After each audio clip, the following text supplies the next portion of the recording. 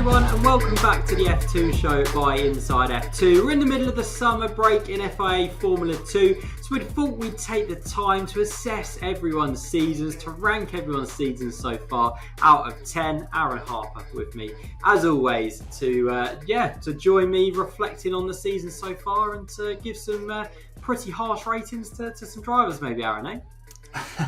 I've tried not to be too harsh because what we have to remember is these drivers are all learning in one form or another. Some drivers are looking to shoot for a Formula One seat. Some drivers have already achieved that. Some drivers are having their first foray into European motorsport. So you have to almost be a little bit taking a pinch of salt with things, but you have to, I think I have certainly judged on my expectations of what I thought this driver could achieve in a season. So some drivers you might think actually their rating is too low, but it's based on what they should be achieving in my opinion, in my humble opinion, that basically means nothing. Absolutely. No, let's get straight into it then. So we're going to do this in current reverse championship order. So in last place in the standings are AIX. So we're going to go straight in with them, and we're going to go with Taylor Barnard, who's currently sitting P20 in the standings. Aaron, how would you score Taylor Barnard's season so far out of 10? I've given Taylor a 7. He's a Monaco race winner. He's done a very solid job. He's scored points when he's been able to. And, you know, the AIX car has on occasion been fast, but on others, it's been towards the back of the grid. So he's worked well with what he's had. And, you know, he's managed to secure results when they're on offer. And you can't say fairer than that. Absolutely. I've also gone with a 7. I've mirrored your thoughts there. As you say, it's as a rookie, I don't think he's done too bad, particularly at the start of the season. You know, the AIX car, when they were PHM, wasn't necessarily the fastest. They've picked up a bit of form since Imola, haven't they, since the takeover, since AIX took over the team. And he made the most of it, stood on the top step at Monaco, of all places. And I think it's been a solid year so far for Taylor Barnard. So, yeah, I've also gone the same as you and given him a 7. Okay, moving on then. Josh Dirksen, P19 in the standings. A podium in the feature race in Imola. 4-point scoring finishes in total. He's probably benefited from the upturn in form. And I've given him an 8, actually. So I've thought, bearing in mind he's a rookie, and he's jumped Formula 3. He's gone straight from FRECA to Formula 2. I think he's been really solid. I think he's done a really good job. I think him and Taylor Barnard have been there or thereabouts with each other. I don't think there's been too much of a difference between the two of them. Obviously, Barnard got the win in Monaco, but Dirksen also got that podium in a feature race as well, importantly. So I think he's done a really good job, Josh Dirksen. I think he's surprised a few people. I've given him an 8. What have you given him, Aaron? I've also given him an 8, and I promised all the listeners and viewers we have not compared notes. We haven't. We were literally writing these out, like just sort of proof checking them ourselves minutes before we hit record. So they've not been shared around at all. Like you said, I think the key phrase there is Josh Dirksen has surprised a lot of people. He joined Kimi Antonelli in making the jump from FRECA to Formula 2, and everyone was kind of umming and ahhing about how big a jump it was going to be for Kimi Antonelli, considering how he just washed everybody else away in FRECA last year, just dominated that championship. And Josh Dirksen has equipped himself very, very well. That podium at Imola on a circuit where it's so easy to make a mistake. That's a proper driver's circuit, old school, barriers are closed, grass, natural deterrence of track limits. But there's it was an accomplished nature in which he has gone about his racing. And obviously, to be representing Paraguay, the first Paraguayan to stand on a F2 podium, just fantastic for him. The results have tailed off a little bit recently, but that's kind of ebbed and flowed with the form of the car. And like you say, both drivers really have taken their opportunities when they've had them. So Taylor with the Monaco race win from reverse grid pole in the sprint race, and Josh Dirksen getting the job done in the feature race at Imola to pick up a podium. So with what they've had, they have done a fantastic job, the pair of them. They definitely have. Okay, moving on then. Roman Stnic, P21 in the standings. How have you ranked Roman Stanic's season so far, Aaron? I've given him a 6. He's done, pretty much what we'd expect. I mean, he's a talented racing driver. You have to be to get to this level. But I think this is probably the ceiling of his single-seater career. he'll probably go and do very well in sports cars and things like that. But also, he won the sprint race in Melbourne. Yeah. Okay, it was handed to him after the race because Isaac Hadjar was disqualified. But to finish first you have to finish, and he did, and he finished in legal fashion as well. So that race actually was a really good race from him because he was defending with all of his might. Usually you see drivers just sort of leave the door open, they go, oh, that's not my race, and through go a few people, and they end up finishing like 6th, 7th, maybe even out of the points. But he held his ground, he fought his corner, and he delivered. He finished second on the road, promoted to first. He hasn't hit the heights since then, really, but he's a race winner. You can't say fairer than that. Yeah, definitely. I've gone similar as the first one we've disagreed on. I've gone with a 5 rather than a 6. So, and the reason behind that, I think, obviously the win in Melbourne, as you mentioned, was a good win and it was a really good performance. But other than that, only 2 point scoring finishes. He's picked up 3 points on one occasion. He's picked up 1 point on one occasion as well. So a little bit anonymous other than that Melbourne win. So yeah, that's why I've gone for a 5 for Roman Stnic. Moving on then, Richard Verschoor, P13 in the standings. Obviously a win on the road earlier on in the season, which was taken away from him. I've gone for a 6.5. I think, it's really difficult with Richard Verschoor because comparing him to Roman Stnic, it's not really a benchmark, I don't think, in terms of how quick that car is. I think Richard Verschoor, he's an experienced driver and he's always going to get the most out of the car. And he definitely has done on a couple of occasions this season, Monaco in qualifying, for example, and when he had that win taken away from him on the road. But yeah, difficult to say. There's also been very quiet weekends as well. So I've gone for a 6.5. What are you going for, Aaron? I've gone for a 5, which might seem a bit harsh, but considering the amount of experience he's got, I think he should be able to but produce better performing cars for a team that finds itself relatively low down in the pecking order in Formula 2 at Trident. And they are a really experienced outfit as well. So I'd expect them to be getting a bit more out of the machine too. Obviously, it's a brand new machine. Sort of aerodynamically, I understand that mechanically it's fairly similar. So Richard Verschoor is a fast driver. He's shown that on a number of occasions. He's run at the front. He's won races. He's had race wins taken away from him infamously several times. And I just think there's more that he can deliver. I just think there is more that he can give on a regular basis. It's just he has these weekends where he's absolutely red hot, and then he goes missing for a few races, and then he's back at the front again, and then he goes missing again. That's kind of disappointing. He can't put it together consistently, whether that's him or the car or a mixture of both. I'm not privy to that information, but I think there is definitely more that the Dutchman could deliver. Okay, moving on then. VAR, Villa Gomez, P22 in the standings. How have you ranked his season so far, Aaron? Gone for a 3. He's made the jump from F3 to F2, and it's just he's been fairly anonymous, really. Not really seen that much of him. He's picked up a couple of point scores, finishes, I think, but there's not really been anything to write home about. He's probably the only driver who's not had a proper result to shout about. Okay, fair enough. I've actually gone for a 5, so a little bit better than you. Just purely because this is rookie season. I didn't think I don't think anyone was expecting too much from Villa Gomez, who wasn't a front runner in Formula 3 for the 3 years he was in Formula 3. I actually think, there's been 3 points on 3 occasions, which I think is perhaps better than what I thought he was going to do. So I've given him a 5 for that. And not a bad start to the season, in my opinion, for Villa Gomez. Moving on then, his teammate Enzo Fittipaldi, P11 in the standings. Obviously a win in Jeddah in the feature race, which was a really good performance. Dropped off a little bit since then. I know VAR have been struggling with their qualifying pace, seemed to be a bit better last time out in Spa. I've given Enzo Fittipaldi a 6.5. I think he's done a good job with the machine that he's had underneath him. Hasn't been spectacular other than that Jeddah race. 6.5 for me for Enzo Fittipaldi. Aaron, what about you? I've gone for a 6, so not too dissimilar. Again, this is a driver who I think could do a little bit more given his experience at this level. VAR, very accomplished in junior categories, but still fairly new to Formula 2. And obviously after that victory in Jeddah, in that feature race, he won it in spectacular fashion. I thought we might see a title push from him, but it's actually been Isaac Hadjar who's come through and really put a title bid together and looks like he's probably going to win it at this stage. So it's been disappointing for Enzo, but like you said, the VAR team have been struggling with the car. So, yeah, it's probably, again, a little bit of a similar story to Richard Verschoor.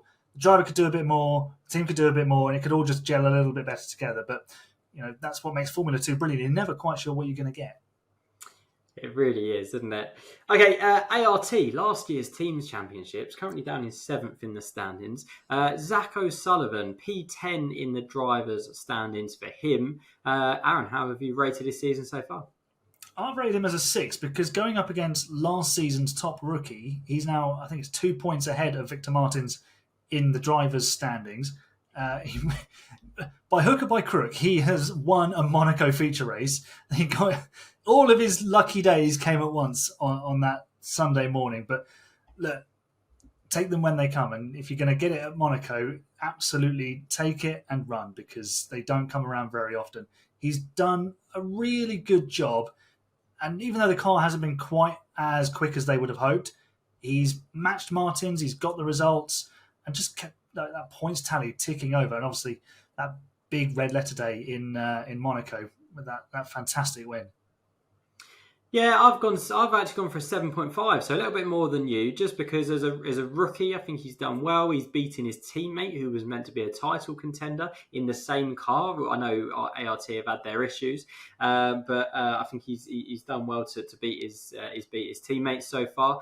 Only 3 big point scoring races, I guess, this season, which is the majority of his tally, obviously in Monaco, and then 2 lots of 12 points in a feature race as well, one from earlier on in the season in Bahrain. So yeah, I've gone for a 7.5 for Zack Sullivan. I don't think he can do much more than beat his teammate in that car, and he's doing that. So I think that's a really good showing so far from Zack Sullivan. So a 7.5 for him. Victor Martins, his teammate, P12 in the standings. It's really difficult to judge Victor Martins given we don't really know where the ART is, and we've struggled to, the ART has struggled all season. I've gone for a 7. I think that's maybe a little bit nice to Victor Martins, but again, you don't know where the car is. He could be getting the absolute best out of that car every weekend, but the car is just rubbish. Do you know what I mean? So I've gone for a 7. I think he's done okay with the car that he's had in his hands, if you like. Did well. You've seen the car as the car has got better. He has been at the front. He did well at Silverstone, obviously, in the last couple of races. So yeah, I've given Victor Martins a 7. What about you, Aaron? What have you gone for? I've given him a 4 because we expected him to be at the front, challenging for the championship. We expected him to be winning races on a fairly regular basis. He showed he had the speed last year. Okay, different car in terms of its concept, and ART just have not got on top of this machine yet. It would not surprise me if Martin sticks around for a 3rd season in F2, they get on top of the car, and next season we see the title bid that we were expecting in 2024. But it's just not come together for him or the team. And when it looks like it's coming together, there's something that sets him back. I mean, he was looking set to win the feature race in Hungary. Then there was a late safety car, Antonelli on the super soft tyres, and through came the Prema. It's just not worked out for him, and it's been really disappointing. But like you said, when he's had the opportunity with the car working, he's looked quick. But I think you need to see more from him when the car isn't working. He needs to be sort of getting the maximum and maybe a little bit more. That's what the very best drivers are able to do. And I know it's maybe slightly different in Formula 2 than it is to Formula 1, but you can see if someone's outperforming their machinery. And I don't think he has necessarily done that when he's not had the car completely underneath him, which would maybe leave some question marks as to whether he's ready for Formula 1. A big difference in our scores there, a 7 versus a 4. Interesting. That's why we love doing these driver ratings, because you get so much variation. Let's move on to Prema now, and let's start with Kimi Antonelli, P7 in the standings. Aaron, what have you given him so far? I've given George Russell's next Formula 1 teammate a 7. Obviously, that's not confirmed at the moment. That's pure speculation. But I've given Antonelli a 7. He's done okay. Obviously, his recent form has been much better. He's got on top of the car much quicker than Ole Bman has, and he's outshone him. A feature race win in Hungary, delivered that in spectacular fashion. The style in which he won that race is about 6.9 out of this rating because it was just phenomenal. It was everything we expected to see. Obviously, he had the massive tyre advantage, but the level of overtaking, the quality of it, and the timing of it just made his race, considering that the situation he found himself in. And he's starting to pick up those podiums. He's doing better, and he's looking more and more like a driver who Toto Wolff will be putting in a Mercedes next season.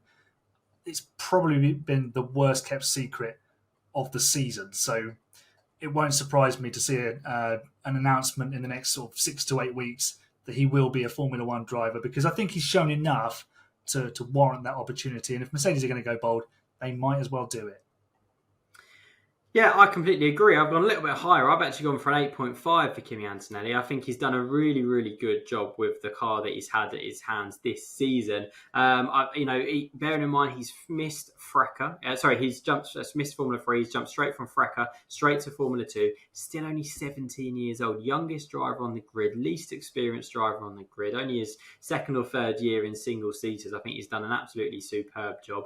Took him a little while to get that first podium, but that win in Silverstone in the wet was exceptional. Obviously in Budapest as well was absolutely phenomenal. Given albeit he had the luck of the safety car coming out at the right time, but he did what he had to do, which was to get himself on the soft tyres and make those overtakes nice and quickly, which he did. So I've given Kimi Antonelli an 8.5. I think he's been very, very impressive so far this season, given his experience, given his age, and I think he'll be announced as George Russell's teammate in Monza. Actually, Aaron, I think on the Friday of Monza, he'll be announced as George Russell's teammate. So let's wait and see. As well, wouldn't it? So yeah, exactly that. Okay, Ole Bman. Again, another difficult one. Dubbed as a title contender at the start of the season, P15 in standings. Earlier on in the season, we were talking about how he missed a round. He missed Jeddah, where he's qualified on pole, and that cost him some points. I agree, but I still think it's been a tough season for Ole Bman so far. I've given him a 6.5. I think, again, he's done what he can with the car, but I think it's really difficult to judge his season when you don't know what the car, how quick the car has or hasn't been, really. He's been outperformed by his teammate, his younger teammate, his less experienced teammate. He has secured a Formula One drive for next season. I'm sure he does not care in the slightest what Fraser and Aaron are saying on the podcast. But yeah, that's what I've gone for. What are you going for, Aaron? I've gone for a 4. Wow. Yeah. Wow. And this is your boy as well, Aaron. This is my boy. I mean, I can't sort of laud him up, but then not criticise when it's not been good enough. It hasn't been good enough. Look, we made the exception that, he missed the feature race in Jeddah, that Jeddah weekend, because he was deputising for Carlos Sainz. And don't get me wrong, he did a phenomenal job.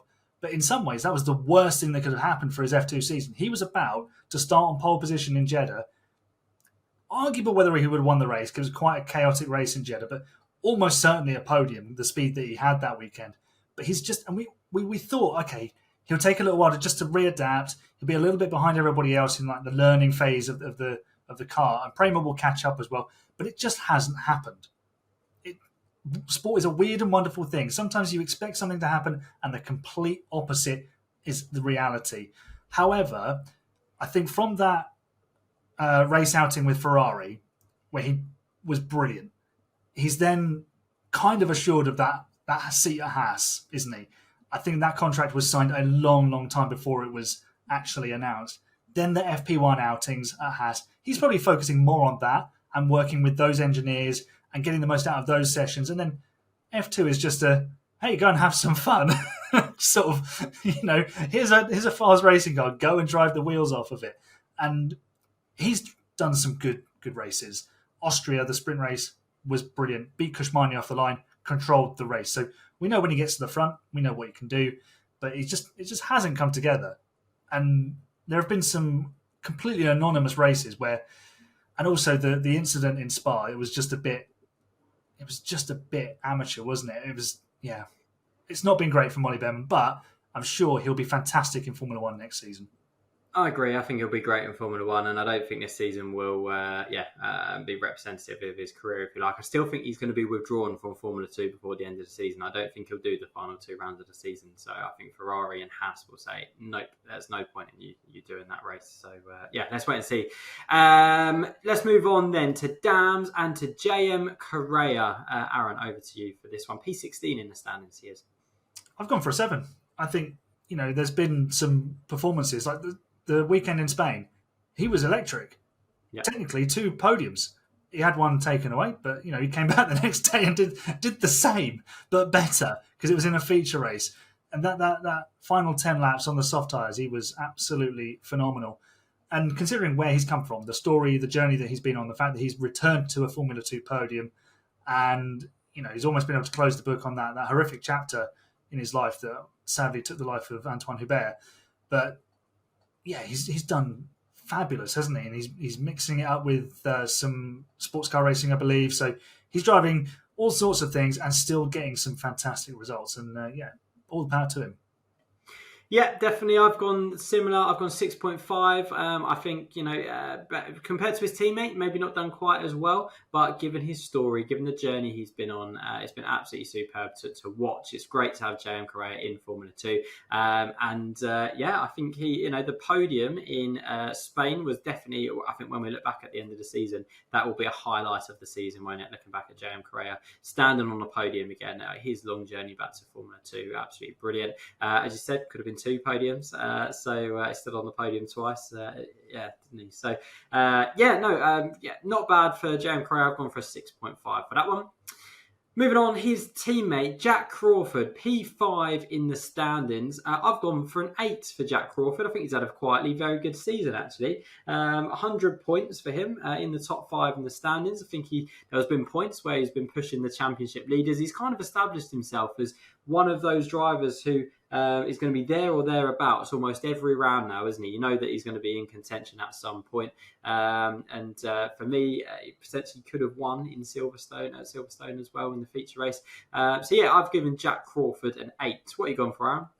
Gone for a 7.5. I actually have 7 written in the box on my screen, but just something you said that JM Correa has not been at quite the consistent level as Jack. I thought, okay, I'll just massage it to a 7.5. Race winner this season, at times looked absolutely electric and unstoppable. But there has been the odd occasion where he's just kind of gone missing. The one that stands out to me was, I think it was Hungary, where he just could not get a qualifying lap together. And for love nor money, he couldn't do it and ended up last. It happened in Melbourne as well. There's been a couple of weekends where it's just not happened. So it's almost a all or nothing sort of situation. But when it is happening for him, he's been really, really good. Unfortunate to lose the on-track win at Silverstone. I mean, we debated that on the podcast following, didn't we? So it was, it's a shame, but he's had a really good pace and top 5 in the championship. He's doing a really good job. Yeah, definitely. I agree. Good job, Jack Crawford. Okay, moving on then to Rodin. Let's start with Ryomo Matata. P18 in the standings is not what the Super Formula champion would have expected coming into this season, right? Absolutely not. I've given him a 3 because coming in as a Super Formula champion, big things were expected. Because we've seen Liam Lawson go out to Super Formula, Ayumu Iwasa go out to Super Formula and perform. It doesn't... I mean, Alex Brundle did come onto the show and say pre-season that sometimes it takes drivers, like Japanese drivers, a little bit of time to adapt. They don't always settle into the European environment. I think that's what we're seeing with Ryomo.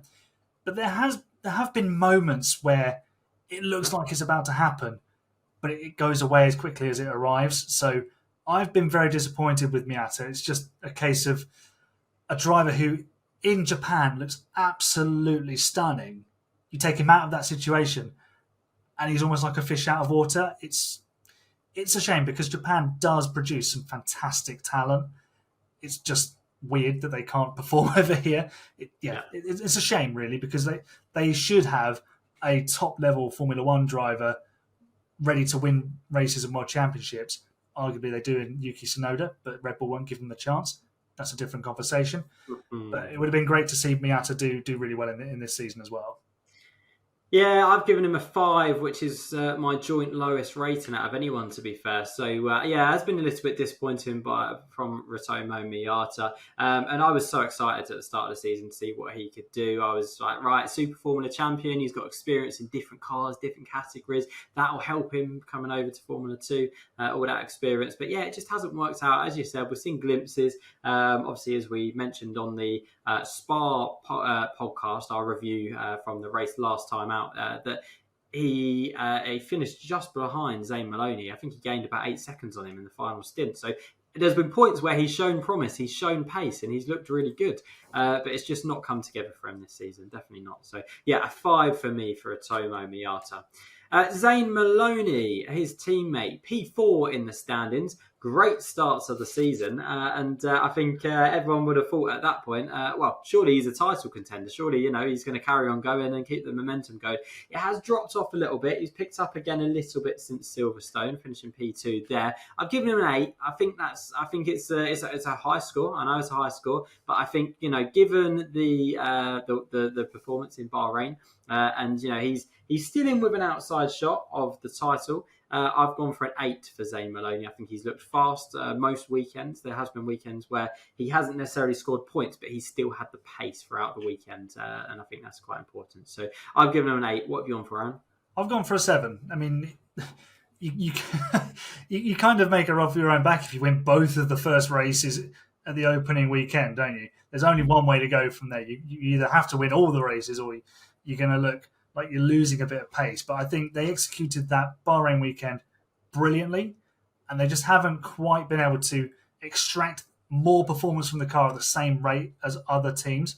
So Zane has done a neat and tidy job, regular podiums, little bit of a dip. He's coming out the other side of that now. So hopefully after this summer break, we'll see him picking up more podiums, hopefully some more race victories as well. And maybe that thrusts him back into title contention. But yeah, from what looked like an absolute dead cert, this guy's going to be fighting for the championship because we know he's fast and can win races. It's just kind of, he started off boiling and it's just sort of dipped below that a little bit, which is a shame, but there's still time for it to turn around. Anything can happen in Formula 2. Don't rule it out. Our post-season ratings could be flipped on their head if he goes and wins the next couple of feature races. Moving on then, Paul Aron, P3 in the standings. Aaron, how have you assessed his season? So if we'd done this before Silverstone, it would have been an 8, maybe a 9, because he was leading the way. But then Silverstone happened, Budapest happened, and so did Spa. And he's just had a rotten run since sort of looking like he was in control of the championship. Now looking like very much an outsider, but still in with a chance. Very much so. If he has this break, comes back, wins in Monza. Is it Monza the next one? I forget if it's Zandvoort or is it Baku? Monza and then Baku. Monza first, then Baku. Yeah. Then Baku. If he wins one of those 2 feature races, he's right back in the hunt. And then there's Qatar and Abu Dhabi where it could all be decided. So what has gone in Paul Aron's favour? He has sort of overshot expectations. Nobody expected him and High Tech to be even leading the World Championship at any point. So they've outperformed expectation there. And the fact that they're in the top 3 with Paul shows he's doing a very, very good job. He's had a bit of a wobble. Can he steady the ship and right his season in the right direction again? Yeah, I agree. So I've given him an 8, the same score as Zane Maloney. I think, as you say, up until Silverstone, he'd had a really strong season. He'd finished on the podium in every race up until that point. An A race weekend, every race. A race weekend. Get your words out, Fraser. I can't speak there. It's the heat. It's getting to me, Aaron. It's nice and hot in the UK. Like a Pirelli tyre you're wearing out. Yeah. Too hot. Working too hard. He's had scored a podium in every round up until that point. It has dropped off a little bit since Silverstone, so that has obviously meant that we've obviously only 5 points. 7 points in the last 3 rounds. Really disappointing for Paul Aron. But so I've given him an 8. Bearing in mind he's a rookie as well. I think he's done a good job. So an 8 isn't a bad score at all. And as you say, it could change very, very quickly next time out. So his teammate, Ollie Cordal, P17 in the standings. And I've given him a 5, which is my joint lowest ranking. And that is because 95 points behind his teammate in the same car is a little bit disappointing. I think, given Hi-Techs clearly have got a good car this season, I maybe expected a little bit more from a driver who's in his third year in the category. So, yeah, a 5 for Ollie Cordal from me. What about you, Aaron? Ollie Cordal? Gone for a 3. I just think he's been so far off his teammate so consistently. And considering, like you say, that Hi-Tech have looked like they've been on top of this car, so much more could have been possible. There has been the odd performance where he's looked like he's going to get a really good result. In Jeddah, he was actually in the battle for the victory. Could have had a podium. Yeah. So this rating could have been very, very different, but it just hasn't worked out. And obviously, like you say, driver third season in the series. I think we're seeing sort of the ceiling of his capabilities, a little bit like Roman Stnic. This is probably as far as they're going to get in single-seaters. You've got to turn your attention to other modes of motorsport. You can't be 25 seasons in Formula 2, sadly. But, he hasn't completely stunk the place out. So we've had much, much worse in that sense. Don't get me wrong. He's absolutely a perfectly capable racing driver. He's just been completely outshone by his teammate. Yeah, no, completely agree. Okay, moving on then, MP Motorsport. Let's start with Franco Colapinto, P6 in the standings. How have you assessed his season, Aaron? Giving him a 7. He's done a very, very good job. He's had a real purple patch in recent races where he's picked up some really solid results. And, I think, again, outperformed expectations. And considering he's up against a third-year teammate, I think he's matched Dennis Hauger every inch of the way. And I can't remember if I think he's above him in the Drivers' Championship as well. So, for a rookie against a third year, absolutely ripping it up.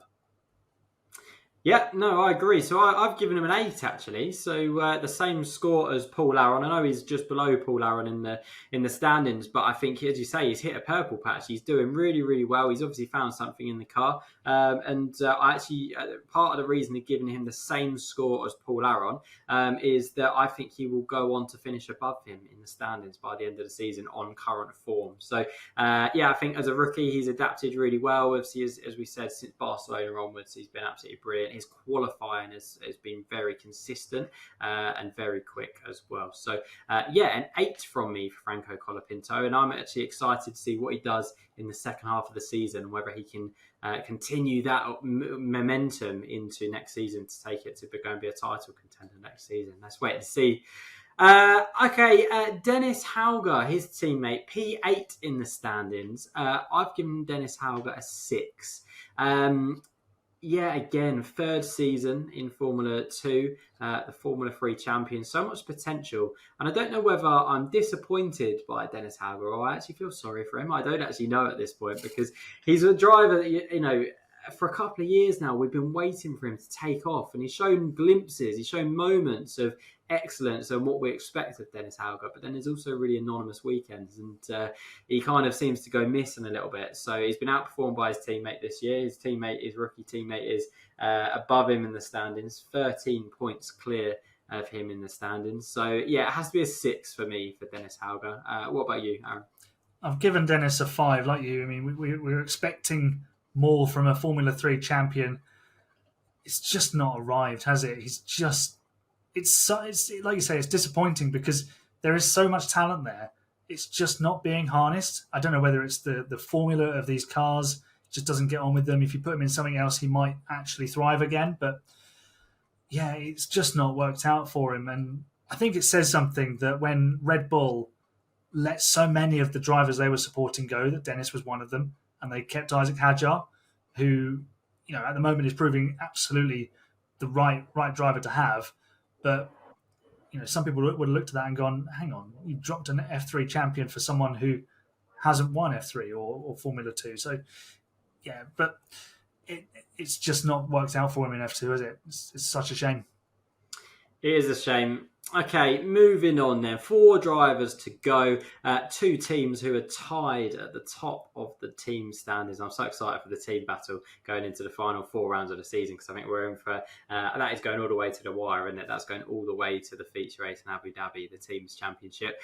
Let's start with Gabriel Bortoletto, P2 in the standings. Aaron, your thoughts on Gabriel Bortoletto's season so far? I've given him an 8. He's been very, very, very good. This is everything that we expected from Dennis Hauger. Gabriel Bortoletto has done. He's won races. He's been on the podium. He's generally looked very accomplished, and he's matched and he's beating his more experienced teammate, and he's in the hunt for the championship. It's slightly distant at the moment, but a feature race win and that all changes. He's looked very, very assured. Bad news for him is he's in the McLaren Junior program, and they have absolutely no room at the inn. They are actually overbooked with drivers of supreme talent, not just in Formula One, but in IndyCar. So there's no room there either. They've got good drivers in Formula E. They need to find another sporting series for McLaren to put all of their drivers in. There aren't any left. There aren't any categories McLaren aren't in. So, yeah, I've gone for a 9 for Gabriel Bortoletto, my highest score so far. P2 in the standings as a rookie. I think he's been brilliant this season. I think he's really grown into the season. We've seen, him grow and develop and get better and better as the races have gone on. We saw him win in Spielberg, which was a really, really good performance. And to be, we're in with a shout of the title with 4 rounds to go as a rookie, P2 in the standings, above a lot of really, really good drivers. I think he's been brilliant, Gabriel Bortoletto. So I've given him a 9 for this season so far. His teammate Kush M at P9 in the standings. I've given Kush a 6.5. I think Kush has done a good job. I think obviously picking up a win is an inherent win, but it's still a win. Is a really good step in the right direction for Kush. I've definitely enjoyed him going wheel to wheel with his teammate on a few occasions this season, Barcelona and Silverstone. But yeah, for me, I think he'll be disappointed not to be beating his rookie teammate. I think, given it's his second season, I think he will be disappointed in that. So I've gone for a 6.5 for Kush M. What are you going for, Aaron? I've gone for a 7 because I think first part of the season, the speed was absolutely there. There's rumours that he had a cracked chassis. We think there was some sort of conversation on the Monaco balconies about that with Jack Doohan, similar issue that the Australian driver had with that team last year. So since they may have fixed that, his performances have come back up again. So obviously his confidence will have been knocked, but the speed has been there. So for a driver who a couple of years ago everyone would have been questioning whether he should have been making the jump to F2, he's looked absolutely at home. He drove really well for Campos last year. He's done a really good job again for Invicta. If he stays a third year, maybe that title bid is on. And maybe if the cards fall correctly, we might see an Indian driver back in Formula One. Definitely. And finally, Campos. Let's start with Pepe Martin, P14 in the standings, Aaron. I've gone for a 4. It's the first weekend of this season, he looked really accomplished. It's just not worked out for him. He's been involved in accidents. He's qualified low. His teammate has absolutely rocket shipped the other way. And it's so ironic. In a team where both drivers are Red Bull backed, they could not be mirroring the fortunes of the Red Bull Formula One team more accurately, where one driver is absolutely excelling and the other driver seems to be struggling at every single corner on a racetrack. So I feel sorry for Pepe Martin. What he needs to maybe take from now to the end of the season is it's his rookie season. Learn as much as you can, put it all to one side, come back next year and do better. Yeah, I echo what you've said. I was giving him a 6. I think that probably correlates with me. You may be being slightly, but lower down in terms of your average across this, and me being a little bit higher. But I've gone for a 6. I think Pepe, as you said, had a really good start to the season. Looked great. Looked like, here we go, Pepe Martin. He's in Formula 2. He's arrived.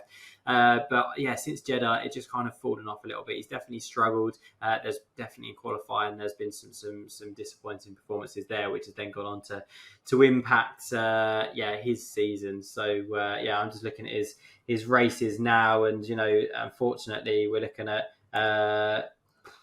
yeah, 1 point in the last 3 rounds, really difficult run of form, isn't it? So, feel for Pepe Martin. But yeah, I've given him a 6.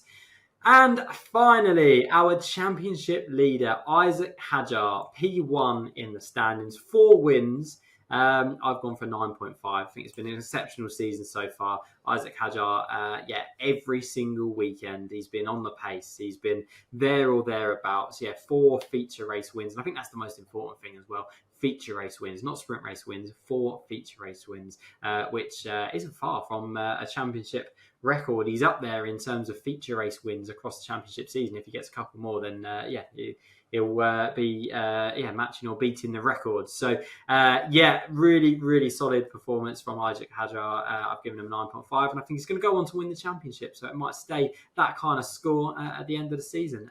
Aaron, what have you given Isack Hadjar? I've given him a 9. He's absolutely been the class of the field. I didn't really want to do 0.5s. I've reserved a 10 for a driver who's been absolutely perfect. Yeah. But Isack hasn't been completely perfect, if that makes sense. There's been a couple of errors in there. The lost win in Melbourne through basically no fault of his own. Involved in a collision at turn 1 in Bahrain when starting. I think he was 3rd on the grid.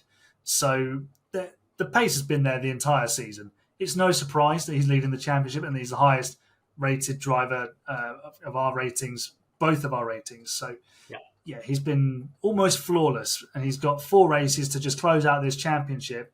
If he continues delivering consistent points, he'll have it in the bag. But, as he said after Belgium, he's not resting on his laurels. He knows that this championship can turn on a dime, and it can be him in the wall, Bortoletto taking the checkered flag, and it's game on again. Absolutely. That is what we think. Shall we take a look at our scores overall? Let's get them on the screen. Aaron, we've both rated Isack Hadjar there as the highest driver for both of us, a 9.5 for me and a 9 for you. I think my scores have probably been slightly nicer than yours, or slightly more, slightly higher as an average of yours. Yours maybe a little bit lower. It's bring on the rest of the season, right? Yeah, absolutely. Formula 2 never fails to deliver. And there were points this season where, the Red Bull dominance in Formula 1 was so sort of repetitive to 2023. I thought, the only thing to get excited about is Formula 2. Obviously, Formula 1 has got much more exciting since, and that's always good. But F2 has remained absolutely thrills at every turn because you just don't know what you're going to get. We could pitch up in Monza and Josh Dirksen can be on pole position. That's not to knock Josh Dirksen. As we've said in this podcast, he's done a great job, but it would be completely unexpected. It would be completely out of the blue. So don't write anything off. Murray Walker, the famous F1 commentator, always used to say, anything can happen in Formula 1, in this case motorsport, and it usually does. It usually does. There you go, yeah. Don't count anything out.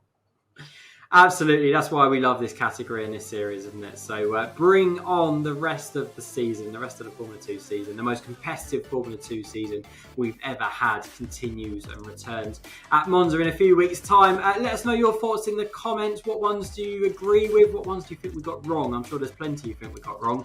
So let us know your thoughts and your scores in the comments as well. But from all of us here inside F2, we'll see you next time.